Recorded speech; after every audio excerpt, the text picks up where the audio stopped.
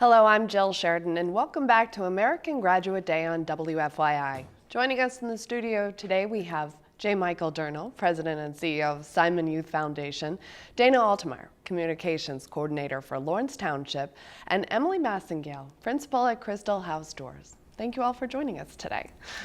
Thanks. Michael, over at Simon Youth Foundation, I know your work is ongoing in this extremely important mission, Dropout and Recovery. Tell us the work that you're doing today. Great, thank you.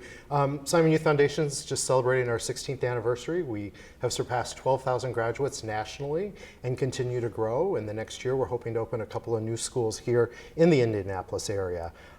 For us, it's creating an alternative space for our students who don't feel comfortable in the regular high school setting to come to high school inside one of the Simon shopping malls across the country. That on top of our scholarship program, we give away about $1 million a year anywhere in the country that is a home to a Simon shopping mall. We're very pleased to be able to do that, to give back to the community, because it is about not only creating graduates, but about economic change for a community and building sustainability long term. Absolutely. And Dana, talk about the work that Lawrence Township schools are doing right here in central Indiana for this important issue as well. Absolutely.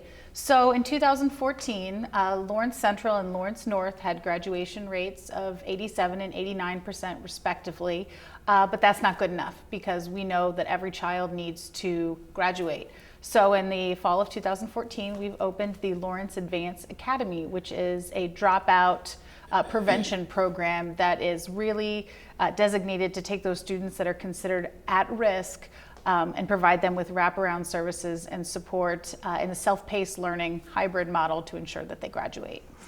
A lot of work being done as well at Crystal House Doors. Emily, if you could tell us, I know your mission is this important issue exactly. What's going on there? Yeah, at Crystal House Doors, we actually address those students who dropped out of high school and did not have a prevention program in place to help them before they made that critical decision. And we work with students who are 18 and older who left school before receiving their diploma, and they have the opportunity at a second chance at their education and can take classes to earn their high school diploma instead of a GED. And we are part of the Gateway to College National Network, which allows them to get significant dual credits towards an academic for their diploma or towards a career certification.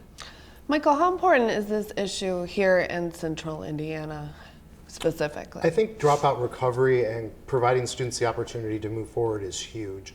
So much has been written recently, research about how circumstances are inherited and how these bad situations that students find themselves are really cyclic, and that we need to find ways to break those cycles. And education has to be the tool to do that, to help people at least get a high school diploma. It is still very valuable today, and it can be life-changing in and of itself.